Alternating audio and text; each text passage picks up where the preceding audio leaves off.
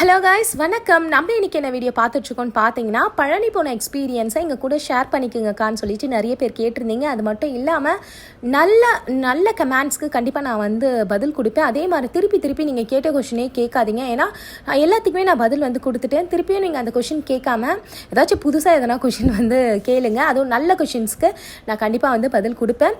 அது மட்டும் இல்லாமல் போன வருஷம் நான் போன வீடியோஸ் கேட்டிருந்தீங்க. இப்போ பார்த்தீங்கன்னா நான் போன வருஷம் போன பழனி வீடியோ நான் உங்களுக்கு ஷேர் பண்ணுறேன். அதுவும் என்னோட எக்ஸ்பீரியன்ஸை நான் ஷேர் பண்ணிக்கிறேன். நீங்கள் ஒரு வேளை பழனி போகிறீங்க அப்படின்னா இந்த வீடியோ உங்களுக்கு ரொம்ப யூஸ்ஃபுல்லாக இருக்கும். நாங்கள் பார்த்தீங்கன்னா காரில் நாங்கள் கிளம்பிட்டோம்.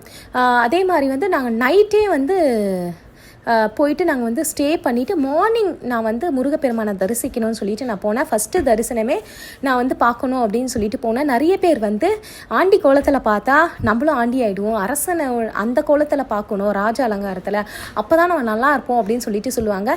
என்னை பொறுத்த வரைக்கும் முருகப்பெருமான் எந்த கோலத்தில் பார்த்தாலும் நம்ம ஆண்டியாகவே நம்ம போனாலும் அரசனாக்கக்கூடிய ஒரு தெய்வம். அவர் அந்த அளவுக்கு ஒரு சக்தி வாய்ந்த தெய்வம்.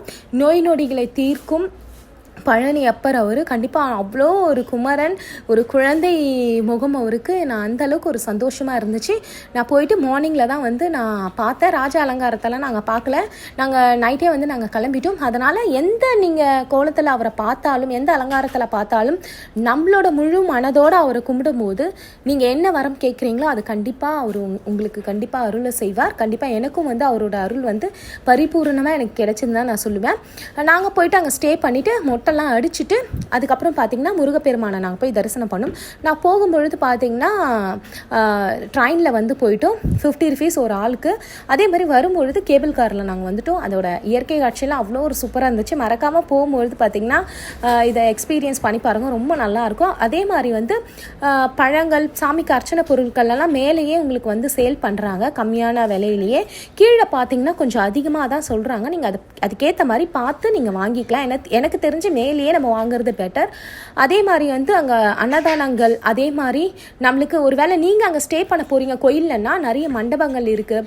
உள்ளே பாத்ரூம் ஃபெசிலிட்டிஸ் இருக்குது, அன்னதானம் ஃபெசிலிட்டிஸ் இருக்குது, நிறைய விஷயங்கள் இருக்குது.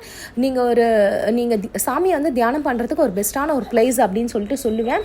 அது மட்டும் இல்லாமல் நம்மளுக்கு மேலேயே பார்த்திங்கன்னா பிரசாதங்கள் எல்லாமே ப்ரொவைட் பண்ணுறாங்க.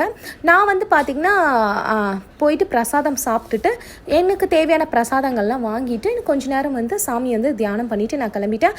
அதுக்கப்புறம் பார்த்திங்கன்னா நாங்கள் வெளியே வரும்பொழுது பார்த்திங்கன்னா கோயில் சாமியை பார்த்துட்டு வெளியே வரும்பொழுது பக்கத்தில் போகர் சித்தரோட ஜீவசமாதி இருந்துச்சு. போயிட்டு நாங்கள் பார்த்திங்கன்னா சாமியெல்லாம் வழிபட்டுட்டு அவரை பார்க்கும்பொழுது அவ்வளோ ஒரு மனசுக்கு அமைதியாக இருந்துச்சு. கோயில் எல்லாமே சுற்றி பார்த்துட்டு அங்கே நிறைய பிரசாதங்கள் எல்லாமே தந்தாங்க. அதெல்லாம் நாங்கள் வாங்கி சாப்பிட்டுட்டு நிறைய சித்தர்கள் எல்லாமே இருந்தாங்க. சித்தர் பூமி தான் நான் சொல்லுவேன்.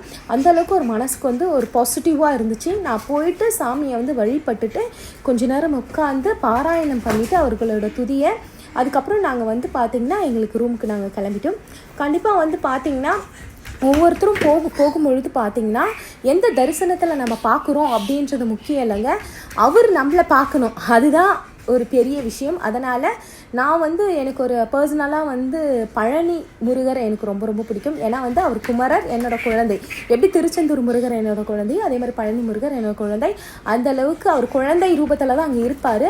ஆனால் பார்த்திங்கன்னா யாருக்கெல்லாம் குழந்தை வரம் வேணும்னு நினைக்கிறீங்களோ அந்த கோயிலுக்கு போயிட்டு வரும்பொழுது முழு மனசோட கண்டிப்பாக அருள் புரிவார். அது மட்டும் இல்லாமல் அவர் நோய் நொடிகளை தீர்க்கும் ஒரு தெய்வமாகவும் அங்கே இருக்கிறாரு.